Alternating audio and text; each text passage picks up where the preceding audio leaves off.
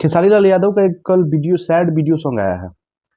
दर्शक सोच रहे हैं कि साल भर पहले जो गाने एडियो में रिलीज हो चुका है उसका 1 साल बाद वीडियो लाना मतलब कुछ अलग चीज़ है या फिर क्या है? ये कोई बड़ी बात नहीं है, क्योंकि होता है जो गाना अच्छा चलता है, चाहे जिस पे अच्छा रिव्यू रहता है, मन करता है सिंगर को, अगर सिर्फ एडियो आया होता है तो वीडियो बनाने का मन करता है तो वीडियो बना करके रिलीज कर देता है लोग।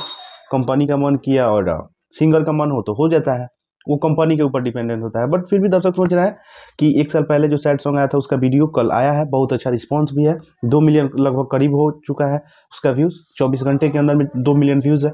और गाने का बोल है दीवाना बदमाश हो जी, आप लोगों ने सुना भी होगा और फिर आया हुआ है दीवाना बदमाश हो जी।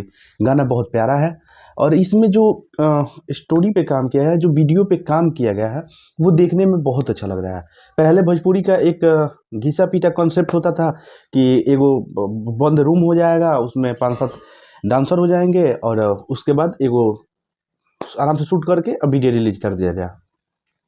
बट इसमें एक चीज़ और दिखाया गया है कि इसमें 10 जगह लोकेशन का सीन है, कोर्ट का भी सीन है, कैफ़े का भी सीन है, रोड का भी सीन, मतलब 10 जगह शूट किया गया है। उसके बाद अच्छे से वीडियो क्वालिटी देखिएगा तो एकदम लगेगा कि हाँ बॉलीवुड टाइप कोई सॉन्ग देख रहा है।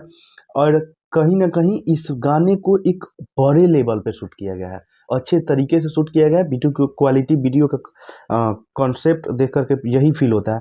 और कहीं ना कहीं इस गाने से किसी न किसी को टारगेट किया गया है।